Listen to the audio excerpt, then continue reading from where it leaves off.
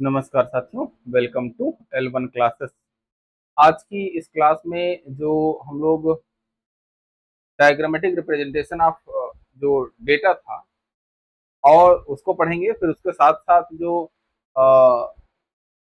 Graphical representation of data होता है जिसमें फ्रीक्वेंसी पॉलीगॉन, फ्रीक्वेंसी कर्व, इस तरह की चीजें आती हैं, उसको भी हम लोग यहाँ पे पढ़ के फिनिश करेंगे।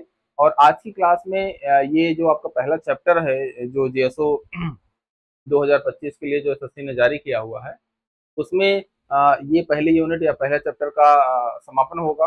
और अगली क्लास से हम मेजर ऑफ सेंट्रल टेंडेंसी या जो इससे रिलेटेड जो भी टॉपिक हैं सेकंड यूनिट में, सेकंड चैप्टर में, उसको हम लोग पढ़ेंगे अगली क्लास में। ठीक है। अब ये यूनिट खत्म हो रही है तो एक यूनिट पर किसी दिन आने वाले सैटरडे को हम अ, रात में लगभग 9 बजे के आसपास लाइव होके आपसे जो भी मतलब यहाँ पे महामैराथन क्लास होगी वो पहली यूनिट पर। और हर एक यूनिट के लिए महामैराथन क्लास यूट्यूब पे ही होगी। और उससे संबंधित जो प्रैक्टिस है, जो आपका प्रैक्टिस मतलब जो भी क्वेश्चन आए रहेंगे उसका आपका जवाब दिया जाएगा। आपके जो कंफ्यूजन है, आपके जो क्वेश्चन हैं, उसका जवाब दिया जाएगा। उसके साथ कुछ लगभग 50 के आसपास प्रैक्टिस मतलब क्वेश्चन हम लेके आएंगे, जिसको हम यहाँ पे प्रैक्टिस के माध्यम से आप लोगों को एक्सप्लेन करने वाले हैं। ठीक है। तो अब आइए हम लोग यहाँ क्लास को स्टार्ट करते हैं। तो यहाँ पर ये देख सकते हैं कि ये हमारा L1 क्लासेस का टेलीग्राम ग्रुप है और जीएसओ के लिए। और ये हमारा L1 क्लासेस का यूट्यूब चैनल, टेलीग्राम का लिंक। अगर आप L1 क्लासेस प्रयागराज अगर आप सर्च करते हैं प्ले स्टोर में, तो आपको इस लोगो के साथ ऐप मिलेगा। एक वहाँ पे ऐप मिलेगा प्ले स्टोर में, जिस पर रजिस्टर करके L1 क्लासेस के जो भी कोर्सेज चल रहे हैं आप उनमें एडमिशन ले सकते हैं। और एक काम आप लोग और ये करिए कि अगर क्लासेस में जैसे कोई मतलब आपको कमी लगती है, तो उसको भी हमें इस नंबर पे जो यहाँ पे नंबर लिखा हुआ है, इस नंबर पे बता सकते हैं। किसी भी टाइप का कोई आपका अलग एग्जाम हो जो इस सिलेबस से हटकर हो स्टैटिक्स में, तो वो हमें मैसेज कीजिएगा। जैसे अंडमान निकोबार के कुछ बच्चों ने मैसेज किया हुआ है, तो जब ये क्लासेस होंगी तो इस क्लासेस में एक हम फोल्डर ऐड कर देंगे, एक हम सेक्शन ऐड कर देंगे मिसलेनियस का। उसमें आपके सिलेबस को हम, चाहे वो राजस्थान का हो, चाहे उड़ीसा का हो, पश्चिम बंगाल का हो, यूपी का हो, राजस्थान का हो, एमपी का हो, चाहे जहाँ पे बिहार का भी जो भी एग्जाम होने वाला है, या महाराष्ट्र वगैरह जो भी स्टेट के एग्जाम है, वहाँ पे जो भी मतलब एक्स्ट्रा अगर सिलेबस कुछ आपको लगता है कि यहाँ पे एक्स्ट्रा सिलेबस है ये, तो उस सिलेबस को आप हमें बताइए और हम वहाँ पे उसको आपको इसी कोर्स के साथ ऐड कर देंगे, ताकि आपको अलग से कोई अन्य जगह पे या अन्य कोई कोर्स लेने की आवश्यकता ना पड़े। केवल एसएससी सीजीएल जीएसओ के कोर्स के माध्यम से आप स्टेट का भी एग्जाम कवर कर सकें और सेंट्रल का भी जो मतलब एसएससी का एग्जाम है, इसको भी आप लोग कवर कर सकें। ठीक है। तो अब यहाँ पे जो हमारे पास आज का जो सिलेबस है, आज का जो पॉइंट है, इसमें हमारे पास देखेंगे तो जो हमारे पास डायग्रामेटिक रिप्रेजेंटेशन ऑफ डेटा है, इसको हम लोग यहाँ पे पढ़ेंगे। और उसको फ्रीक्वेंसीज डिस्ट्रीब्यूशन को किस तरीके से हम ग्राफ में या कर्व में किस तरीके से कन्वर्ट करते हैं, या उजाइब कर्व किस तरीके से हम लोग बनाते हैं, उसको हम लोग देखेंगे यहाँ पे। ठीक है। फिर उसके बाद अगली क्लास से हम लोग मेजर ऑफ सेंट्रल टेंडेंसी पे आ जाएंगे। इस चैप्टर से पिछली बार जो है आपके पास बहुत सारे क्वेश्चन यहाँ पे पूछे गए हैं। ठीक है। इस यूनिट से कई क्वेश्चन आए थे पिछला 2024 वाले एग्जाम में, उसके बाद डिस्पर्सन से भी आए थे, लेकिन वेटेज जो है इन्हीं दोनों यूनिट्स का रहा है इस साल। ठीक है। अब यहाँ पर देखिए हमारे हीरो लोग हैं, और हम ये उम्मीद करते हैं कि आप लोग भी अगला जब 2025 का यहाँ पे लिखा जाएगा हीरो लोग, जो हीरो लोग हैं हमारे, जो टोटल सिलेक्शन है, इनमें जब भी यहाँ पे आप अगली लिस्ट या फिर अगला जो इसमें चार्ट पेपर लगे, तो उम्मीद है कि आपका भी नाम आए। और ये ध्यान में रखिएगा कि यहाँ पे शुरू की जो 10 क्लासेस हैं वो फ्री रहेंगी, और उसके बाद जो क्लासेस हैं पेड कोर्सेस में के माध्यम से ही आप लोग देख सकते हैं उसको। और एक दो चीजें और हम ये बताना चाहेंगे कि L1 क्लासेस का अपना जो है जो जीएसओ कोर्स के लिए, स्पेशली जो जीएसओ कोर्स है, इसके लिए डिजाइंड एक टेस्ट सीरीज आ गई है, मॉक टेस्ट आ गया है, जिसमें आप लोग इनरोल करके वहाँ पे टेस्ट अटेम्प्ट कर सकते हैं। और एक चीज ये भी है कि यहाँ पे जो कोर्स आप लोग परचेज किए हुए हैं, उनके लिए एक टेलीग्राम ग्रुप है, स्पेशली जो पेड ग्रुप है, जो पेड ग्रुप के लिए जो पेड स्टूडेंट हैं उनके लिए एक अलग से ग्रुप बना हुआ है। तो जो कोचिंग का नंबर है उस नंबर पे आप लोग टेलीग्राम पे मैसेज कर दीजिएगा और अपने जो पेमेंट है उसका स्क्रीनशॉट भेज दीजिएगा।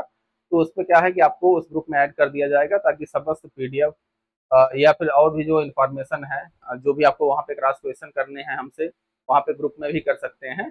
और बाकी जो आपको पीडीएफ वगैरह चाहे वो टेस्ट सीरीज का हो या जो क्लास की पीपीटी है, इनका सारा पीडीएफ जो है 10 क्लास के बाद आपको उसी ग्रुप में मिलेगा। ठीक है।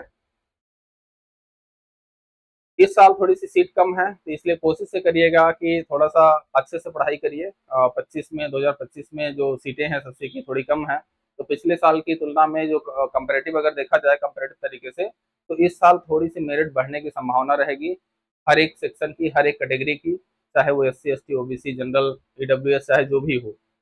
तो सभी की हमें उम्मीद है ये कि थोड़ी सी सीटें जो है मतलब लिमिटेड होंगी। लिमिटेड है, अभी एसएससी ने डिक्लेयर तो नहीं किया है, फॉर्म आज जरूर गया है लेकिन उसमें डिक्लेयर नहीं किया गया है।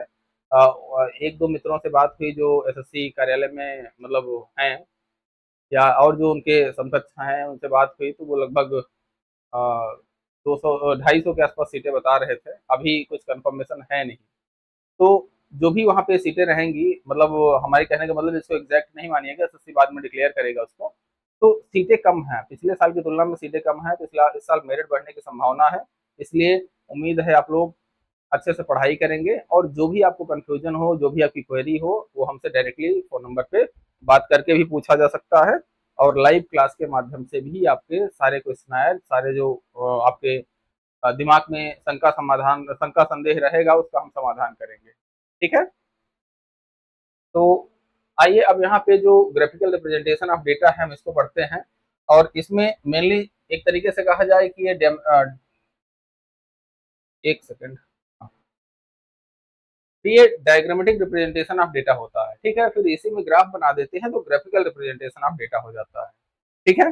तो सबसे पहले हम यहाँ पे हिस्टोग्राम देखेंगे, फिर फ्रीक्वेंसी पॉलीगॉन देखेंगे, फिर फ्रीक्वेंसी कर्व देखेंगे, फिर cumulative frequency curve that is ogive curve. ठीक है। ओजाइव कर्व, ओगिव कर्व, जो भी आप पढ़िए, इसको ओजाइव नॉर्मली पढ़ा जाता है, तो ओजाइव कर्व के बारे में हम लोग पढ़ेंगे। ठीक है। तो अब यहाँ पे देखते हैं हम लोग कि जो हमारे पास सबसे पहले जो हमारा हिस्टोग्राम है उसको देखेंगे। तो इसमें लिखेंगे हिस्टोग्राम सबसे पहला, हिस्टोग्राम। ठीक है। पहला यहाँ पे इसके पॉइंट लिखते जाएंगे हम, जैसे एज इट इज लिखते जा रहे हैं। आप लोग उम्मीद है कि नोट्स बनाएंगे, और जो पीडीएफ आपको दिया जाएगा वो बाइलिंगुअल फॉर्मेट में दिया जाएगा। अब आगे जितनी भी क्लासेस होंगी वो हैंड रिटन फॉर्मेट में आपको मिलेंगी। ठीक है। जो यहाँ पे हैंड रिटन पीपीटी है ये पीडीएफ के फॉर्मेट में मिल जाएगा आपको। जो ग्रुप है, कोचिंग का जो टेलीग्राम ग्रुप है उसमें, और उसके साथ साथ जो भी आपके जो पेड स्टूडेंट रहेंगे उनके लिए जो है अलग से जो नोट्स प्रिपेयर की जा रही है बाइलिंगुअल रहेगी, उसमें सारी चीजें आपको ये हिंदी और इंग्लिश दोनों भाषाओं में प्रदान किया जाएगा। ठीक है। तो यहाँ पे लिखेगा कि histogram, histogram is a type of bar diagram. ठीक है। अगला पॉइंट, ये ध्यान में रखिएगा कि ये एक प्रकार का बार डायग्राम है। बार डायग्राम का मतलब क्या हो गया कि जैसे हम सिंपल बार डायग्राम बनाते थे उसी तरीके से इसको बनाएंगे, लेकिन जो बेच की स्पेसिंग होती है उसको हम फिनिश उसको खत्म कर देते हैं। ठीक है, उसको खत्म कर देते हैं, उसको हटा देते हैं। तो मतलब जो हमारे पास अलग अलग बार्स होते हैं वो एक दूसरे के साथ सट जाएंगे, एक दूसरे से चिपक जाएंगे। तो उस केस में जो भी हमारे पास स्ट्रक्चर बनेगा, जो भी हमारे पास मतलब डायग्राम बनेगा, उसको हम कहेंगे ये हमारा हिस्टोग्राम है। तो यहाँ पे सबको जब एक दूसरे से चिपक जाएंगे तो इसका मतलब क्या हो गया कि एक क्लास की जो लोअर लिमिट है, सॉरी, एक क्लास की जो लोअर लिमिट है वो अगले क्लास की अपर लिमिट के बराबर होगी। तो इसका मतलब क्या हुआ कि यहाँ पे it is constructed for continuous, continuous class interval, interval. ठीक है। It is constructed for continuous class interval. इसका मतलब क्या हो गया कि जो हमारे पास यहाँ पे क्लास इंटरवल दिया रहेगा वो क्लास इंटरवल हमारे पास कंटिन्यूअस होना चाहिए, तभी हम यहाँ पे इसको बार डायग्राम को बना सकते हैं। मतलब बार डायग्राम को क्या, हिस्टोग्राम को एक तरीके से कहा जाए, तभी हम हिस्टोग्राम को बना सकते हैं।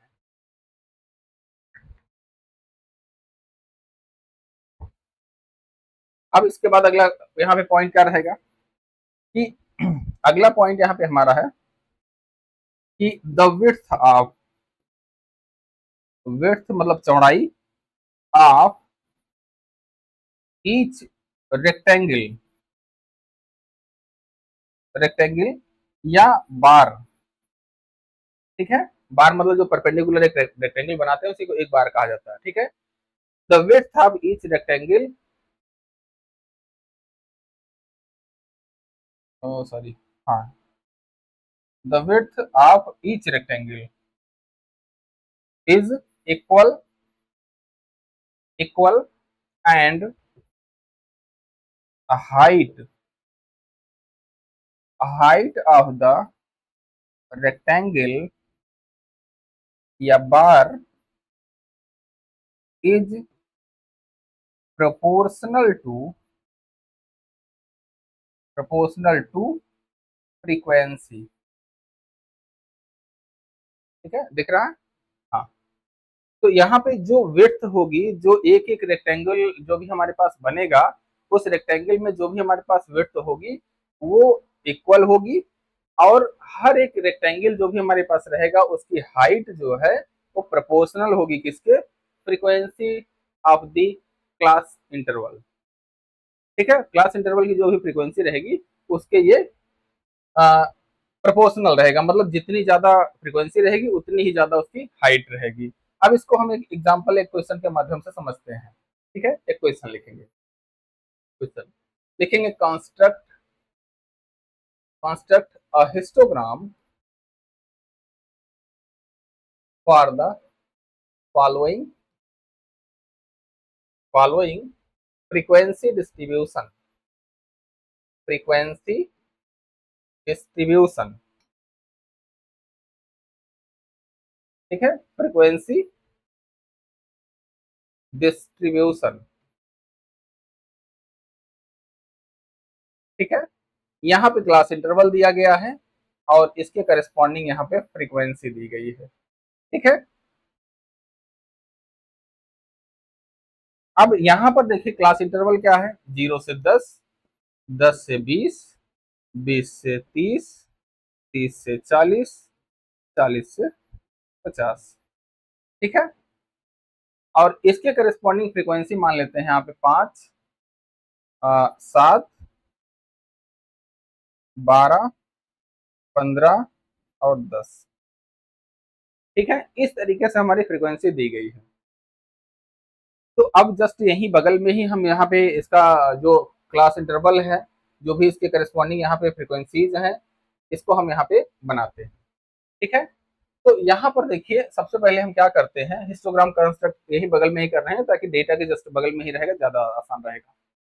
यहाँ पर क्या होगा कि ये जो हमारे पास एक्सिस है, एक्स एक्सिस इसको हम कहते हैं, इसको हम कहते हैं ये हमारा वाई एक्सिस है, ठीक है। एक्स एक्सिस पे क्या करते हैं कि जो हमारा इंडिपेंडेंट वेरिएबल होता है, हमेशा ध्यान में रखिएगा, जो स्वतंत्र चर होता है, स्वतंत्र जो वेरिएबल होता है उसको हम एक्स एक्सिस पे रखते हैं, और जो हमारा डिपेंडेंट वेरिएबल होता है, जो हमारा परतंत्र वेरिएबल या चर होता है, उसको हम वाई एक्सिस पे रखते हैं, ठीक है।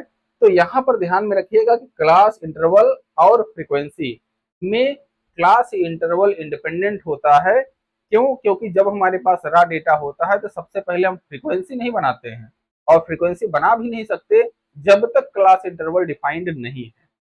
मतलब हमारे कहने का ये कि जब आपके पास क्लास इंटरवल दे दिया जाएगा तभी उसमें हम फ्रीक्वेंसी लिख सकते हैं। हम ये तभी लिख पाएंगे 0 से 10 के बीच में कितने लोग हैं, ये तभी लिख पाएंगे जब 0 से 10 के बीच में हमारा इंटरवल डिफाइन हो, ठीक है। तो क्लास इंटरवल हमारा क्या होता है, इंडिपेंडेंट वेरिएबल होता है, और फ्रीक्वेंसी हमारा डिपेंडेंट वेरिएबल होता है, ठीक है। ये स्वतंत्र होता है क्लास इंटरवल, और फ्रीक्वेंसी हमारा परतंत्र या डिपेंडेंट वेरिएबल होता है। तो इधर हमारा क्या हो जाएगा, फ्रीक्वेंसी, ठीक है, और इधर हमारा हो जाएगा क्लास इंटरवल। अब यहाँ पे जो भी क्लास इंटरवल है, इस इंटरवल को हम यहाँ पे बराबर बांटेंगे। तो ये हमारा पॉइंट होता है 0 का, यहाँ पे हम मान लेते हैं हमारा 10 है, यहाँ पे मान लेते हैं 20 है, यहाँ मान लेते हैं 30 है, यहाँ 40 और यहाँ पे 10, ठीक है। ये एक्स थोड़ा सा हटा दीजिए यहाँ पे, नहीं तो प्रिंट आउट में आपको लगेगा कि ये हमारा एक्स है, ठीक है। अब इसके बाद यहाँ पे फ्रीक्वेंसी की स्केल डिफाइन कर लेते हैं। तो सपोज कर लेते हैं 1 2 3 4 5, यहाँ पे हमारा 5 आ गया, 1 2 3 4 5, यहाँ पे हमारा लगभग मान लीजिए 10 आ गया है, 1 2 3 4 5, ये मान लीजिए हमारा 15 आ गया, ठीक है, मैक्सिमम 15 है। अब क्या है, पहली फ्रीक्वेंसी हमारी 5 है, कहाँ से, 0 से 10 के बीच में हमारी फ्रीक्वेंसी 5 है। तो 0 से 10 के बीच में 5 हाइट का एक आप रेक्टेंगल यहाँ पे बना दीजिए, ठीक है, एक रेक्टेंगल हम यहाँ पे ये बना दे रहे हैं, ठीक है। अब इसके बाद यहाँ पे क्या करेंगे, 10 और 20 के बीच में 7 ऊंचाई का, 7 हाइट का एक रेक्टेंगल और बना दीजिए। ये 5 है, 6 है, 7 है, जस्ट यहाँ पे हम आएंगे और ये हमारे पास रेक्टेंगल बन गया, ठीक है। तो 20 से 30 के बीच में, 20 टू 30 के बीच में 12 हाइट का एक रेक्टेंगल बनाएंगे। तो यहाँ पे 10 है, यहाँ पे 12 है, तो यहाँ पे देखेंगे ये हमारा पॉइंट इस तरीके से आएगा, ठीक है।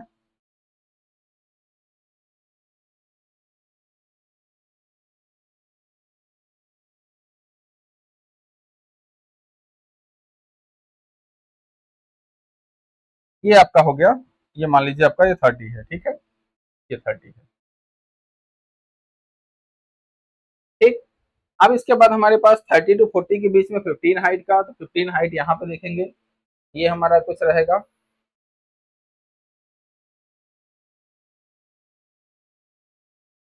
यहाँ पे भी थोड़ा सा मामला गड़बड़ हुआ,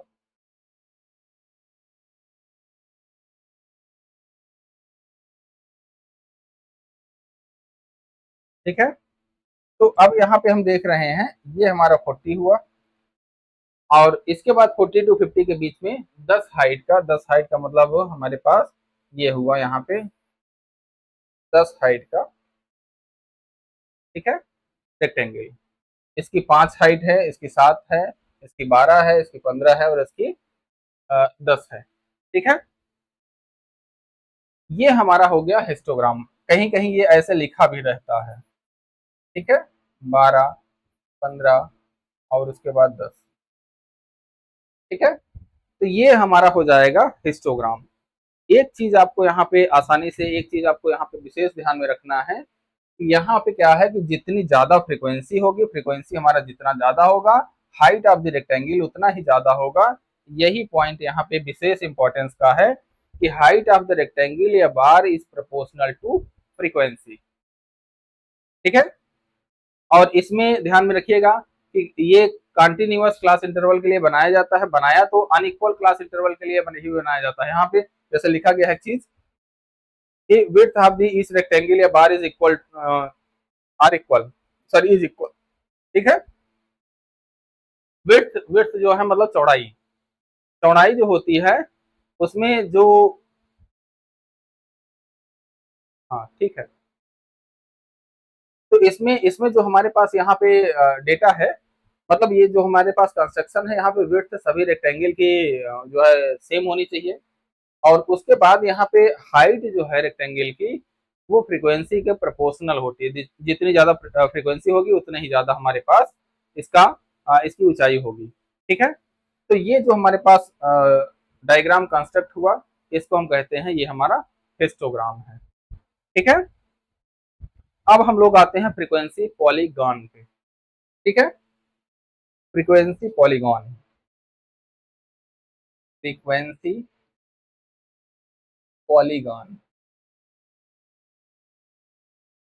इसको क्या कहते हैं, बारंबारता बारंबारता बहुभुज। ठीक है, बारंबारता बहुभुज। ठीक है, हिस्टोग्राम को आयत चित्र बोलते हैं नॉर्मली, तो उसमें चाहे लिख लीजिएगा आयत चित्र, हिंदी वाले जो स्टूडेंट हैं। अब इसमें क्या करते हैं, इसमें सबसे पहले हम क्या करते हैं, पहले हम हिस्टोग्राम बनाते हैं। यहाँ पे सबसे पहले इसका नियम कानून क्या होता है, यहाँ पे क्या करेंगे, first we construct the histogram.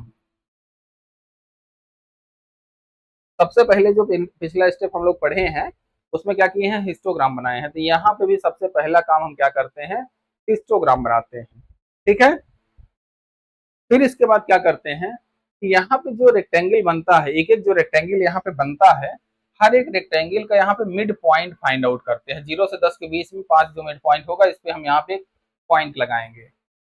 फिर हर एक पॉइंट को स्केल के माध्यम से जोड़ देंगे, स्केल के माध्यम से जोड़ेंगे, तभी बहुभुज आपको प्राप्त होगा।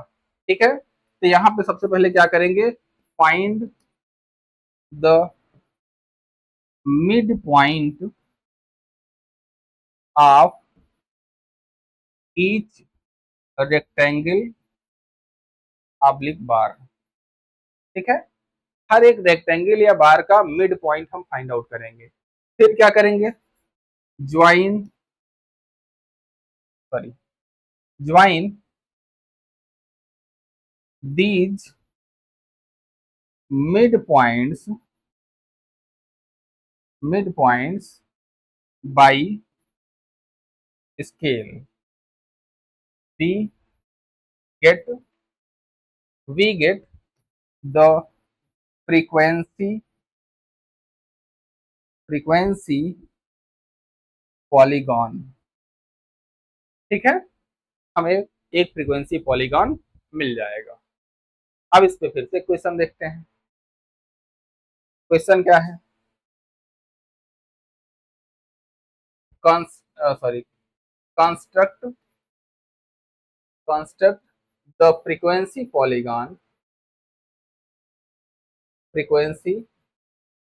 Polygon of the following data. ठीक है, अब यहाँ पे हम क्लास इंटरवल लिख रहे हैं और इधर फ्रीक्वेंसी। ठीक है, अब यहाँ पर देखिए जो हमारे पास फ्रीक्वेंसी, फिर से वही क्लास इंटरवल ले लेते हैं, 0 से 10, 10 से 20, 20 से 30, 30 से 40, 40 से 50, एक आध चलिए और ले लेते हैं। ठीक है, 60। अब इसके बाद यहाँ पर देखेंगे, एक सेकंड थोड़ा सा इसको फिर से लिख देते हैं, 10 से 20, 20 से 30, 30 से 40, 40 से 50, 50 से 60। ठीक है, यहाँ पे जो हमारे पास, यहाँ पे जो हमारे पास फ्रीक्वेंसी है 5 है, और मान लेते हैं यहाँ पे 9 है, फिर इसके बाद यहाँ पे मान लेते हैं 14 है, फिर इसके बाद यहाँ पे मान लेते हैं 18 है, फिर इसके बाद यहाँ पे मान लेते हैं कि 15 है, फिर उसके बाद 10 मान लेते हैं। ठीक है, ये अलग अलग आपके पास फ्रीक्वेंसीज यहाँ पे दे दी गई हैं हर एक क्लास की। ठीक है, अब इसके बाद हमें इसका कंस्ट्रक्शन करना है, तो कंस्ट्रक्शन के लिए यहाँ पे आते हैं। कंस्ट्रक्शन के लिए सबसे पहले, एक सेकंड थोड़ा सा और स्पेस ले लेते हैं।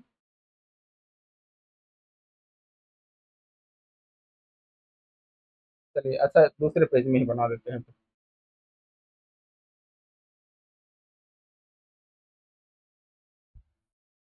ठीक है, ये हमारा एक्स एक्सिस, इसमें हमारा क्या हो जाएगा, यहाँ पे 0, 10, 20, 30, 40, 50, 60। ठीक है, 5, 10, 15, 20। ठीक है, 20 तक की हाइट है, हाँ मैक्सिमम 18 तक है, तो 20 तक ठीक है। अब इसके बाद यहाँ पे हम क्या करते हैं, यहाँ पे सबसे पहले देखते हैं कि 0 से 5 के बीच में, 0 से 5 के बीच में, सॉरी 0 से 10 के बीच में हमारी फ्रीक्वेंसी 5 है और 10 से 20 के बीच में 9 है। तो 0 से 10 के बीच में हमारी फ्रीक्वेंसी क्या है? 5। फिर इसके बीच में यहाँ पे क्या है? 9 है। तो यहाँ पे हमने 9 हाइट का रेक्टेंगल बना दिया। ठीक है, थोड़ा सा टेढ़ा मेढ़ा हो जाएगा तो एडजस्ट कर लेना। ठीक, फिर इसके बाद 20 से 30 के बीच में 14 हाइट है। 20 से 30 के बीच में क्या है? 14 हाइट है। 14 हाइट यहाँ पे आएगी।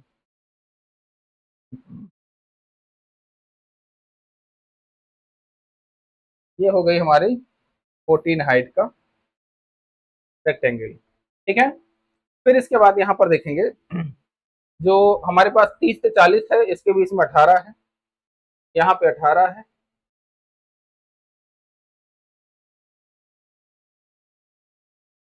ठीक है, ये थोड़ा सा मान लेना कि यहाँ पे है पॉइंट।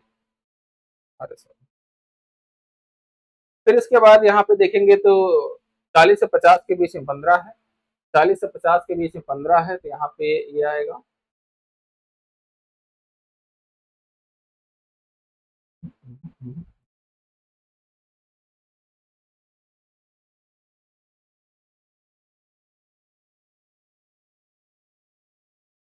ठीक है, ये 15 हाइट हुई।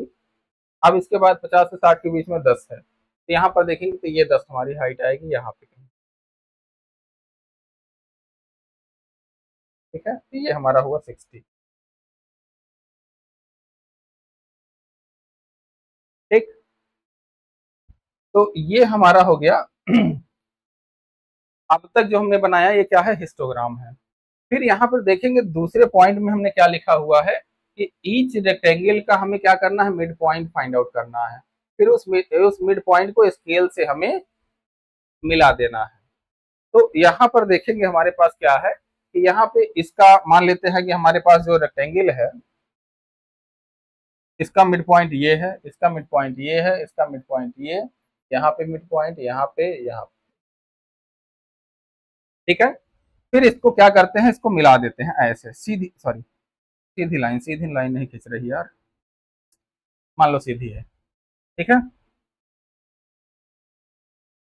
मास्टर भी जो है कक्षा 1 का बालक हो गया है, लाइन भी ढंग से नहीं खिंचा रही है।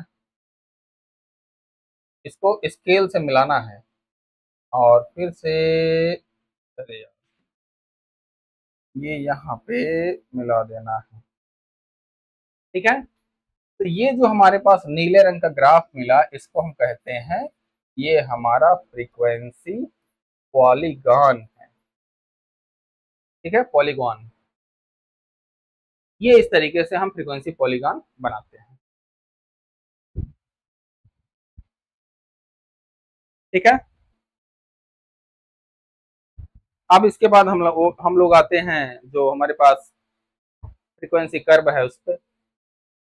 तो अगला फ्रीक्वेंसी कर्व, अगली हेडिंग फ्रीक्वेंसी कर्व। ठीक है, बारंबारता वक्र इसको कहते हैं, बारंबारता, या यहाँ पे भी बिंदी लगा देते हैं कई बार, वक्र। ये आपका है बारंबारता वक्र। ठीक है, इसमें सबसे पहले क्या करते हैं? इसमें भी सबसे पहला काम होता है हिस्टोग्राम बनाने का। इसमें लिखेंगे first we construct the histogram. ठीक है, फिर इसके बाद दूसरा क्या होता है? Find the mid point, mid point of each rectangle. ठीक है, find the mid point of each rectangle. अब इसके बाद तीसरे स्टेप में क्या करते हैं? Join these mid points, mid points by hand. By hand का मतलब टेढ़ा मेढ़ा, जैसे अब तक मिला रहे थे हम लोग, हैंड से ही मिला रहे थे। इसमें जो हमारे पास यहाँ पे मेन जो हमारा कर्व होता है, वो हमारे पास हैंड के माध्यम से ही जब हम इसको मिलाते हैं तभी आता है। ठीक है। अब इस पे एक क्वेश्चन देखते हैं। क्वेश्चन क्या है कि construct construct the frequency curve of the following data. ठीक है। तो इसमें क्या होगा, यहाँ पे डेटा हमारे पास मान लीजिए क्लास इंटरवल है और फिर इसके साथ यहाँ फ्रीक्वेंसी है। ठीक है। डेटा मान लीजिए हमारे पास कुछ इस तरीके से दिया है, 0 से 10, 10 से 20, दिख रहा है ना सबको? हाँ, 0 से 10, 10 से 20, फिर 20 से 30, 30 से 40, 40 से 50, 50 से 60। यहाँ पे हम मान लेते हैं कि ये 6 है, 8 है, 12 है और 18 है, फिर 15 है, फिर 10 है। ठीक है। इस तरीके से हमने डेटा मान लिया। अब यहाँ पे यहीं पे बना देते हैं इसको। यहाँ पे बनाते हैं कैसे, तो यहाँ पे देखिए ये स्केल, एक्स एक्सिस, ये वाई एक्सिस, यहाँ पर हमारे पास ये हुआ 0, ये हुआ हमारा 10, ये हुआ 20, 30, 40, 50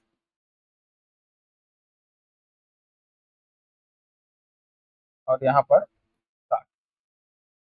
ठीक है। फिर इसके बाद 5, 5 सॉरी 10, 15, 2, 3, मान लेते हैं यहाँ पे 18 है। ठीक है। तो अब यहाँ पे क्या हो जाएगा, सबसे पहले 0 से 10 के बीच में, 0 से 10 के बीच में हमें क्या बनाना है, 0 से 10 के बीच में हमें क्या बनाना है, 6 हाइट का। तो यहाँ पे 6 हाइट हुई। फिर इसके बाद 10 से 20 के बीच में 8 हाइट हुई, 6 2 8 ना, हाँ 8। और फिर इसके बाद 20 से 30 के बीच में देखेंगे तो 12 है, तो यहाँ पे आएगा 12 कहीं। और फिर इसके बाद 30 से 40 के बीच में 18 है, तो 30 से 40 के बीच में यहाँ 18 आएगा। और 40 से 50 के बीच में 15 है, तो यहाँ पे 15 आ जाएगा। और 50 से 60 के बीच में 10। ठीक है। अब इसके बाद क्या करना होता है, यहाँ पे मिड पॉइंट फाइंड आउट करना होता है। तो सभी का, एक सेकेंड, मिड पॉइंट हम यहाँ पे फाइंड आउट कर ले रहे हैं। ठीक है। अब इसको क्या करना है, इसको बाई हैंड मिला देना है। बाई हैंड मिला देंगे तो जो हमारे पास ग्राफ बनेगा ऐसे, मतलब बिना पेन उठाए जो हम चलते चले जाएंगे, तो ये हमारे पास जो कर्व आ रहा है, ये हमारा क्या है, फ्रीक्वेंसी कर्व है। फ्रीक्वेंसी कर्व, बारंबारता वक्र। ठीक है। उम्मीद है सभी को समझ में आ रहा होगा। और ये सबसे पहले हम क्या करेंगे, हिस्टोग्राम बनाएंगे, फिर मिड पॉइंट फाइंड आउट करेंगे, फिर बाई हैंड अगर हम मिला दे रहे हैं तो फ्रीक्वेंसी कर्व आता है।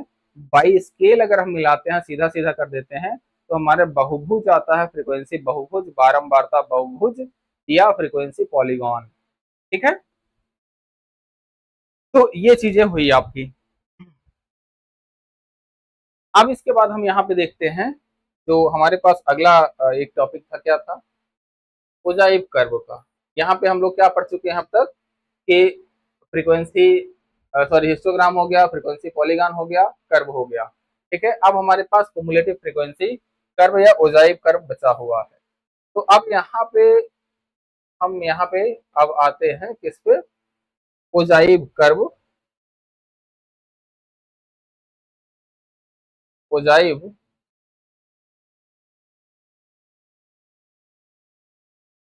इसको हिंदी में तोरण वक्र कहा जाता है। तोरण वक्र। ठीक है, अंग्रेजी तोरण वक्र। ठीक है, ये थोड़ा सा स्पष्ट दिख नहीं रहा है, तो ये क्या है,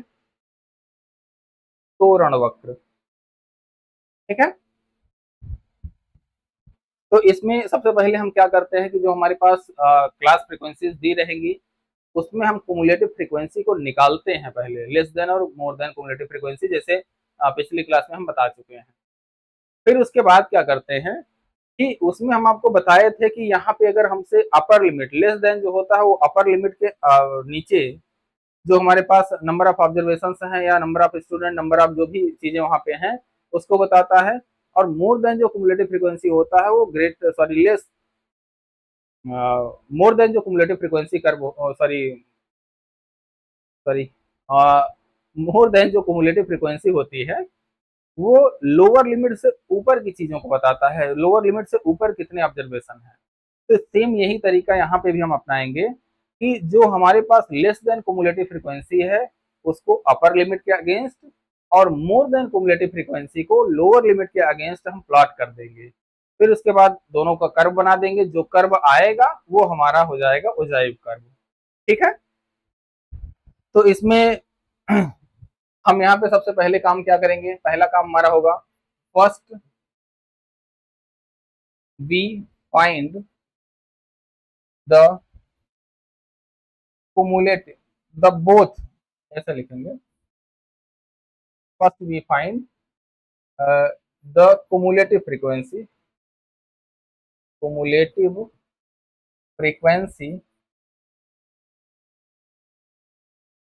ब्रैकेट में लिख दीजिएगा लेस देन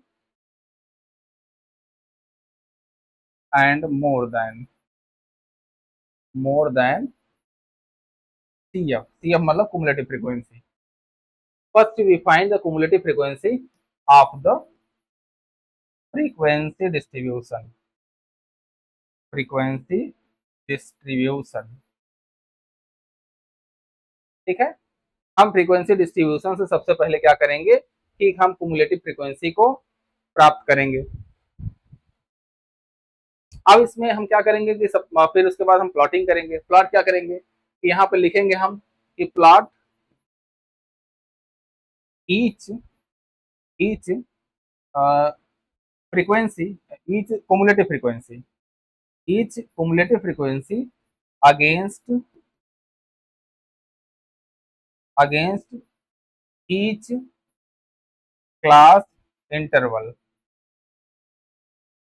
ठीक है, अब इसमें अगला पॉइंट क्या होगा कि जो हमारे पास लेस देन कुमुलेटिव फ्रीक्वेंसी होगी, जो हमारे पास लेस देन कुमुलेटिव फ्रीक्वेंसी होगी उसको अपर लिमिट के अगेंस्ट, क्लास इंटरवल की अपर लिमिट के अगेंस्ट प्लॉट करेंगे। और जो हमारे पास less than more than cumulative frequency होगी उसको हम lower limit of the class interval के अगेंस्ट में प्लॉट करेंगे। ठीक है, तो इसमें लिखेंगे कि we plot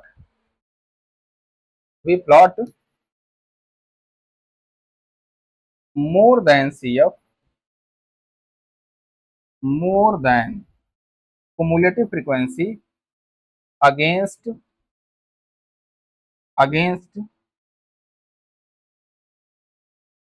upper limit of the class and less than cumulative frequency against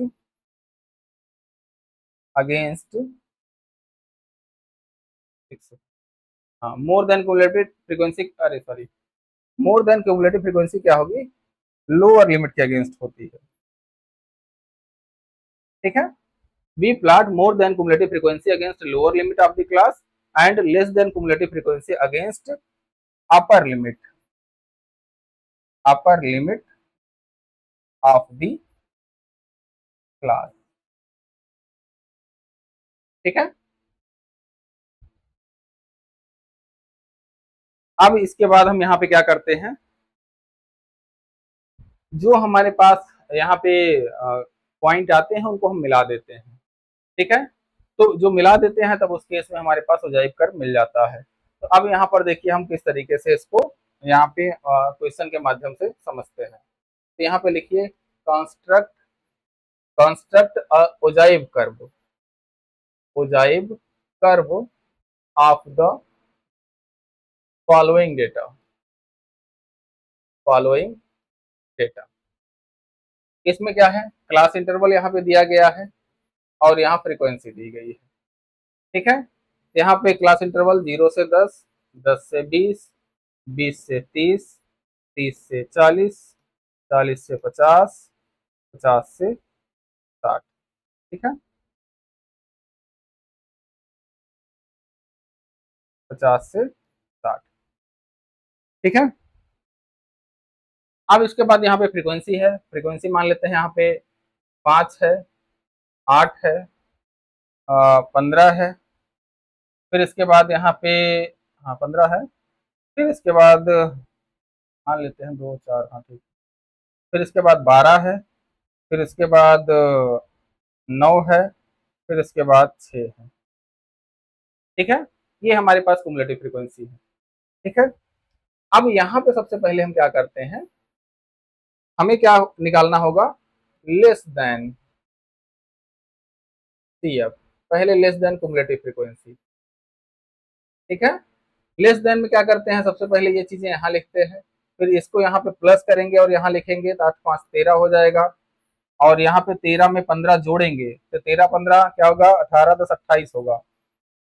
ठीक है, और 28 में 12 जोड़ेंगे अब यहाँ पे तो क्या हो जाएगा, 28 2 30 10 40 हो जाएगा, फिर 40 में 9 जोड़ेंगे 49 आएगा, 49 में 6 जोड़ेंगे यहाँ पे 55 हो जाएगा।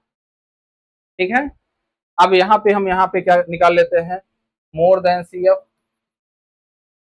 मोर देन CF, मोर देन CF में क्या क्या आएगा, इसको नीचे से शुरू करते हैं, तो सबसे पहले यहाँ पे सॉरी यहाँ पे 6 आएगा, फिर इस 6 को यहाँ पे जोड़ेंगे तो 15 आ जाएगा, फिर 15 को 12 में जोड़ेंगे तो 12 15 27 हो जाएगा, फिर 27 और 15 7 5 12 32 हुआ, और 32 42 हुआ, 42 8 जो है क्या हो जाएगा, 50 हो जाएगा, और ये 55 हो जाएगा। ठीक है,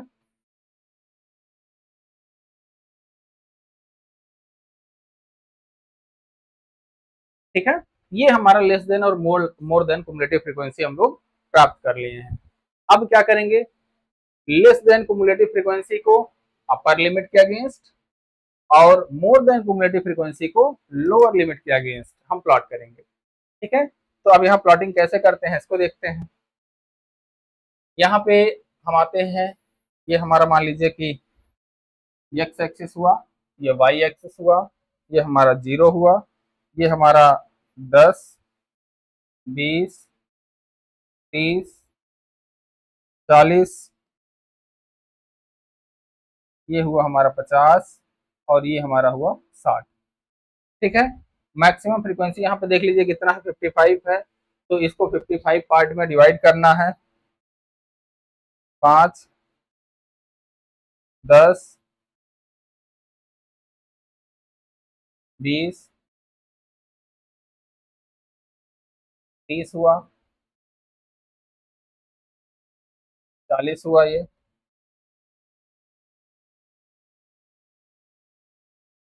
यहाँ पे जाके 50 हो गया। ठीक है, सॉरी 55 है यार, एक सेकंड एक सेकंड एक सेकंड, 55 है ना फ्रीक्वेंसी, हो, हाँ 55 है, 55 है, तो थोड़ा सा इसको फिर से बनाते हैं। आप लोग के पास ऑप्शन होगा, आप उसी पेज में आगे खींच लीजिएगा। यहाँ पे ये हमारा वाई एक्सेस हुआ। ठीक, ये हुआ 1 2 3 4 5 6 7 8 9 10।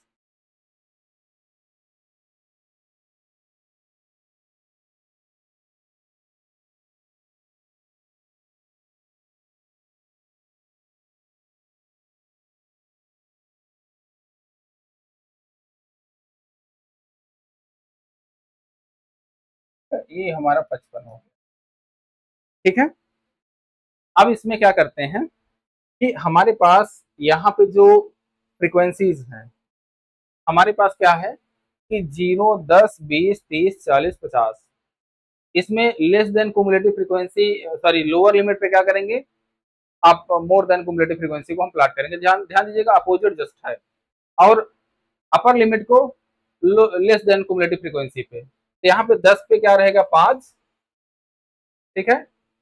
10 पे यहाँ पर क्या रहेगा 5, एक पॉइंट आएगा यहाँ पे ही, ठीक है। फिर इसके बाद 20 पे 13 और 30 पे 28, 20 पे 13 और 30 पे यहाँ कहीं 28 आएगा, 28 थोड़ा सा ऊपर आएगा,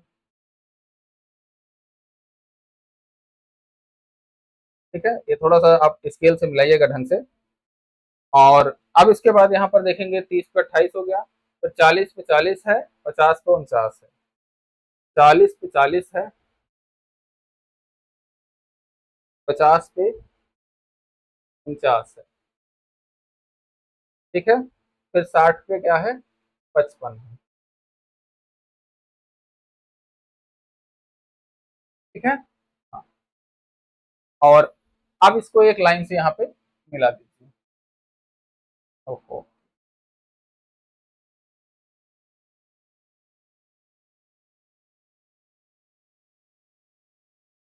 ठीक है। ये हुआ क्या है, ये हमारा कौन सा कर्व है, ये हमारा लेस देन सी एफ है, लेस देन सी एफ है। अब इसके बाद हमारा जो मोर देन सी एफ है उसको प्लॉटिंग करते हैं। उसकी प्लॉटिंग के लिए क्या करते हैं, यहाँ पे देखिए, तो अब यहाँ पे लोअर लिमिट 0 पे हमारा 55 रहेगा, तो 0 पे हमारा 55 रहेगा तो हमारा पॉइंट यही आएगा, 0 पे 55। और फिर उसके बाद 10 पे 50, तो 10 पे यहाँ पर देखेंगे तो 10 पे 50 यहाँ कहीं आएगा। और फिर इसके बाद 20 पे, 20 पे हमारा 42 आएगा, 20 पे यहाँ पे ध्यान देना है यार, 20 पे 42। और फिर 27, 20 पे हमारा 42 है, 42 यहाँ पे आएगा। फिर क्या है इसके बाद 42 के बाद 27 है, तो 30 पे 27, ठीक है। फिर इसके बाद यहाँ पर आएंगे 27 हुआ, फिर 15 और 6, 15 और 6, तो यहाँ पे एक पे 15 हो जाएगा यहाँ पे, और यहाँ पर क्या हो जाएगा 6 हो जाएगा, ठीक है। अब इसको भी मिला दीजिए, ठीक है। ये क्या हमारा हो जाएगा, ये हो जाएगा मोर देन सी एफ, ठीक है। अब यही चीज यहाँ पे आपसे बहुत बार पूछी गई है जो मैं बताने जा रहा हूँ। ये जो क्रॉस सेक्शन पॉइंट है, यहाँ पे एक्स एक्सिस पे परपेंडिकुलर डालिए कुछ, ठीक है। और ये जो डिस्टेंस होती है ना, यहाँ से मतलब मूल बिंदु से ये जो परपेंडिकुलर है इसकी जो डिस्टेंस होती है, यही डिस्टेंस होती है मीडियन, ठीक है। यही डिस्टेंस मीडियन होती है। और इसी को यहाँ पे बार बार आपसे पूछा जाता है कि ओजाइव कर्व में जो इंटरसेक्शन पॉइंट होता है वहां से परपेंडिकुलर डालेंगे एक्स एक्सिस पे, तो मूल बिंदु से जो इस परपेंडिकुलर की दूरी होती है वो हमारा मीडियन होता है। ध्यान में रखिएगा, कई कई बार लोग क्या करते हैं कि यहाँ पे जो क्रॉस सेक्शन पॉइंट होता है, इसी पॉइंट को मान लीजिए, ये पॉइंट इसका फ्रीक्वेंसी करस्पॉन्डिंग 28 के आसपास आ रहा है, 30 से थोड़ा सा नीचे है, तो मान लेते हैं कि यहाँ पे क्या है कि 30 या 28-30 के आसपास है, तो यहाँ पर इसको फ्रीक्वेंसी को नहीं कहिएगा कि ये मीडियन है हमारा 28-30 आ गया। कंप्यूटर में जब ये ग्राफ बनता है तो यहाँ पे कर्सर ला देंगे तो यहाँ पे खुद ही लिख देता है कि फ्रीक्वेंसी यहाँ इतनी है। जैसे गूगल मैप में क्या है कि किसी भी पॉइंट को सर्च करिए, 2 पॉइंट को, फिर उसके बाद कहीं बीच में पॉइंट रखेंगे तो डिस्टेंस बताता है ओरिजिन से कि यहाँ तक कितनी दूरी है। उसी तरीके से यहाँ पे भी है, यहाँ पे जब कर्सर ले आएंगे तो यहाँ पे फ्रीक्वेंसी और इसकी डिस्टेंस यहाँ दोनों बताता है वो। तो फ्रीक्वेंसी को मीडियन मत कह दीजिएगा, फ्रीक्वेंसी मीडियन नहीं होती है। यहाँ पे मूल बिंदु से उस पॉइंट की दूरी जो है वो मीडियन कहलाती है, ठीक है। और जब आपके अलग अलग, ध्यान में रखिएगा कि हर एक पोजिशनल एवरेज या हर एक पार्टीशन वैल्यू, चाहे क्वार्टाइल हो, डेसाइल हो, परसेंटाइल हो, ये सभी इस ग्राफ से प्राप्त की जा सकती है, ठीक है। उसके तरीके होते हैं, आपसे इतना डीप नहीं जाएगा, पूछेगा कि कैसे प्राप्त किया जाता है, क्योंकि इसका तरीका होता है। ठीक है, फार्मूला तो आपको बताएंगे मेजर ऑफ सेंट्रल टेंडेंसी जब हम पढ़ेंगे, उसमें मीडियन आएगा, तो वहां पे हम बताएंगे कुमुलेटिव फ्रीक्वेंसी से कैसे हम जो है मीडियन फाइंड आउट करते हैं, या क्वार्टाइल, डेसाइल, परसेंटाइल कैसे फाइंड आउट करते हैं। हम उसकी चर्चा जो है फार्मूले के माध्यम से मेजर ऑफ सेंट्रल टेंडेंसी में करेंगे, लेकिन इस ग्राफ के माध्यम से कैसे प्राप्त करते हैं उसके लिए आर सॉफ्टवेयर होता है, उसमें आप कमांड डालिए और आ जाता है। ठीक है, आ जाता है मतलब उसकी प्रक्रिया नहीं खत्म हो गई, उसकी प्रक्रिया होती है यहाँ पे, प्रॉपर उसका तरीका होता है फाइंड आउट करने का। ठीक है, तो ये चीजें यहाँ पे आ गई, जो मतलब हमारे पास जो यहाँ पे ओजाइव कर्व है, ये ओजाइव कर्व हमारा बन गया। अब इसमें जो चीजें पूछता है उसी उसी को यहाँ पे हम लिख दे रहे हैं। क्या पूछता है यहाँ पे कि ड्रा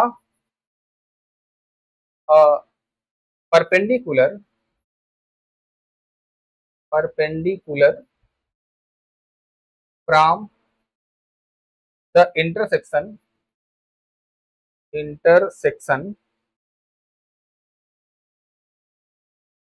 जो मिलन बिंदु है, intersection point of the graph, we get the median. ठीक है, we get the median.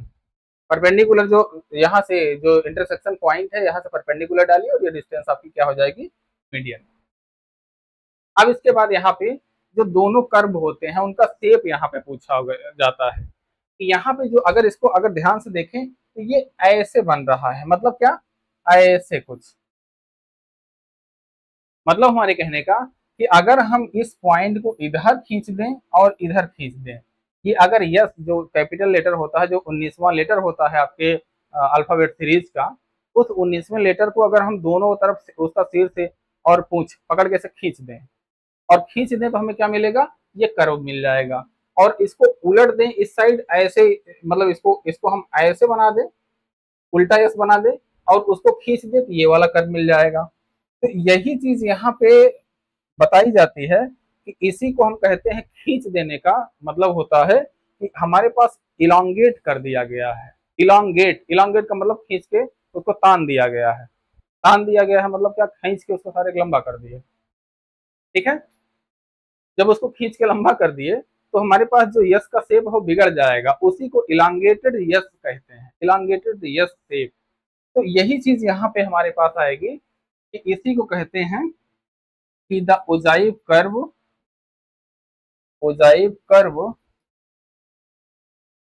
Have have elongated yes shape. ठीक है, ये इलांगेटेड यस शेप का कर्व होता है। ठीक है, ओजाइव कर्व जो हमारा होता है, या जो हमारे पास फ्रीक्वेंसी डिस्ट्रीब्यूशन है लेस देन या ग्रेटर देन, ये हमारे पास क्या होते हैं, ये हमारे लिए होते हैं ओजाइव कर्व। और सॉरी, दोनों का जो मिक्सअप होता है, दोनों कर्व को एक साथ ला दिया जाए तो ये हमारा हो जाता है ओजाइव कर्व, और उसे जो हम खींच देते हैं तो हमारा क्या हो जाता है, इलांगेटेड यस शेप का आकार या रूप धारण कर लेता है। ठीक है, तो ये हो गया आपका, यहाँ पे देखेंगे हमारे पास, तो ये आपका हुआ ओजाइव कर्व। ठीक है, अब हम यहाँ पे दो चीजें और होती हैं, हालांकि ये आपके एग्जाम में पूछा नहीं गया है आपसे कभी, stem and leaf. Stem and leaf का मतलब क्या है कि यहाँ पे एक ग्राफ ये भी होता है जहाँ पे स्टेम और लीफ का हम कंसेप्ट यहाँ पे रखते हैं। तो यहाँ पे क्या है कि stem and leaf plot is a simple way to display quantitative data where numbers are splitted into two part, stem and leaf. ठीक है, यहाँ पे स्टेम और लीफ दो पार्ट में यहाँ पे पूरा पूरा जो है पोर्शन, पूरा पूरा जो हमारा डिवाइडेड होता है ग्राफ, उसको हम स्टेम और लीफ के रूप में बोलते हैं। और कैसे इसको बनाते हैं, तो the stem represent first digit. ठीक है, the stem represent first digit of the each data point and leaf represent the last digit. ठीक है, लास्ट डिजिट। यहाँ पे स्टेम जो होता है हमारा फर्स्ट डिजिट होता है, और जो हमारा स्टेम होता है वो लास्ट डिजिट होता है, ठीक है। और यहाँ पे कहते हैं this type of plot helps organise data and show the distribution while maintaining individual data point, ठीक है। जब इंडिविजुअल डेटा पॉइंट को हमें बनाना होता है तो उस केस में हम यहाँ पे इसका यूज करते हैं। जैसे मान लीजिए कि यहाँ पे कोई नंबर लिखा गया है, मान लीजिए यहाँ नंबर लिखा गया है 22, 28, 35, 30 सॉरी 49। यहाँ पे अगर हम स्टेम लिखना चाहें और लीफ लिखना चाहें तो क्या हो जाएगा, स्टेम क्या होगा, यहाँ पे 2 होगा, फिर यहाँ पे भी 2 होगा, यहाँ पे देखेंगे 3 होगा, यहाँ पे देखेंगे 4 होगा। फर्स्ट डिजिट आप ये यहाँ पे जो फर्स्ट डिजिट होती है ईच डेटा पॉइंट की वो स्टेम कहलाता है, और जो लास्ट डिजिट होती है उसको हम कहते हैं, इसको थोड़ा सा असेंडिंग ऑर्डर में लिखते हैं, ठीक है। 2, 5, 8, 9 ये जो हमारे पास डेटा है ये लीफ होते हैं, बाद वाला डिजिट लीफ होता है, पहले वाले डिजिट स्टेम होती है। बस इतना ही इसका कहना होता है। और ये इसका जो है अब यूज एकदम बंद हो गया है। ध्यान में रखिएगा जब कई कई टेक्नोलॉजी डेवलप होती हैं तो उसमें डेटा इंक्रिप्शन टेक्नोलॉजी का यूज किया जाता है। डेटा इंक्रिप्शन का मतलब क्या हो गया कि डेटा आप देखकर पहचान नहीं पाएंगे या पढ़ नहीं पाएंगे, जैसे व्हाट्सएप में लिखा नहीं रहता कि डेटा आर इनक्रिप्टेड, तो डेटा जो है हमारा इनक्रिप्टेड होता है। तो उसमें क्या है, इसी तकनीकी का यूज किया जाता है कि पहले लेटर को स्टेम कह दिए, दूसरे वाले लेटर को जो है जो लास्ट डिजिट है उसको लीफ कह दिए, और उस केस में उसको मतलब इधर उधर अपना उसमें मतलब एडजस्टमेंट करके उसको कुछ ऐसा नंबर बना दिया जाएगा कि वो आपको समझ में नहीं आएगा देखने में क्या लिखा है क्या नहीं, लेकिन जब आपके जिसको भेजे हैं उसके पास जाएगा तो वो फिर से डिकोड हो जाएगा, और जब डिकोड हो जाएगा तो उसको आसानी से वो आदमी मैसेज पढ़ लेगा, ठीक है। तो ये स्टेम एंड लीफ ग्राफ होता है। फिर इसके बाद एक ग्राफ होता है। अच्छा, यूज है इसका क्या है, यूज में क्या करते हैं कि it gives trend clusters gap of the data, ये ट्रेंड क्लस्टर और गैप्स डेटा का बताता है। फिर it gives actual value while bar chart and histogram does not give individual data, ये एक्चुअल पॉइंट को बता देता है। जैसे यहाँ पे देखेंगे यहाँ पे क्या है, 2 2 को मिला देंगे 22 हो जाएगा, 2 और यहाँ पे 8 को मिला देंगे 28 हो जाएगा। इस तरीके से यहाँ पे इसका इंक्रिप्शन किया जाता है, ठीक है। फिर it is used for comparing two data set, यह 2 डेटा सेट का उपयोग करता है मतलब कंपैरिजन के लिए। It construct simple and its construction is simple and quick, इसका कंस्ट्रक्शन क्या है, सिंपल है कि पहले लेटर सभी जो डिजिट है उसमें पहले लेटर हटा दीजिए तो स्टेम हो गया, दूसरा वाला जो लेटर बचा वो आपका लीफ हो गया, ठीक है। अब इसके बाद यहाँ पे देखेंगे तो box plot and whisker diagram, इसमें क्या है, box plot and whisker diagram is used to show the spread of the data, the diagram shows the quartiles of the data, ठीक है। तो जो हमारे पास यहाँ पे बॉक्स प्लॉट या विस्कर जो डायग्राम होता है इसमें हम लोग क्या करते हैं कि यहाँ पे यूज किया जाता है किसको, स्प्रेड ऑफ द डेटा को रिप्रेजेंट करने के लिए, शो करने के लिए कि डेटा हमारा कहाँ से कहाँ तक फैला हुआ है। फिर इस डायग्राम के माध्यम से हम क्वार्टाइल से निकाल सकते हैं, लोअर क्वार्टाइल, मीडियन या अपर क्वार्टाइल, ठीक है। जो यहाँ पे होगा वो लोअर क्वार्टाइल होगा, जो यहाँ बीच में होगा मीडियन, और यहाँ पे अपर, ठीक है। और अब इसके बाद यहाँ पर देखेंगे तो यहाँ पे हमारी क्लास जो है ये फिनिश होती है, ठीक है। ये क्लास हमारी यहाँ पे फिनिश होती है। ये L1 क्लासेस का यूट्यूब चैनल, टेलीग्राम का लिंक, कोई दिक्कत समस्या परेशानी की स्थिति में आप इसमें संपर्क कर सकते हैं। और उम्मीद है कि आपको ये क्लास समझ में आई होगी। नहीं कुछ समझ में आता तो जब सैटरडे को 9 बजे के आसपास, आज मतलब हाँ सैटरडे को जब आपको 9 बजे के आसपास क्लास होगी, लाइव क्लास, इस पर प्रैक्टिस सेट रहेगा। और उसके साथ साथ जो आपका मतलब जो क्वेश्चन है, जो आपको कंफ्यूजन है वो भी हमसे आप पूछ सकते हैं, ठीक है। इस पहले चैप्टर से रिलेटेड जो भी आपके क्वेश्चन रहेंगे वो बताए जाएंगे, ठीक है। फिर इसी तरीके से सेंट्रल टेंडेंसी, फिर डिस्पर्सन, फिर आगे जो प्रोबेबिलिटी और एट्रीब्यूट थ्योरी वगैरह जो भी आपके आगे चैप्टर हैं इसी तरीके से हम पढ़ाने वाले हैं, ठीक है। तो आपके पास लगभग 10 यूनिट है, 10 यूनिट पे 2-2 प्रैक्टिस सेट हम लोग अलग अलग करेंगे। तो सैटरडे को और संडे को, सैटरडे रात में, संडे को दिन में किसी भी समय, वो आपको जो है इसमें इन्फॉर्म कर दिया जाएगा, लिंक भेज दिया जाएगा ग्रुप में। टेलीग्राम ग्रुप में।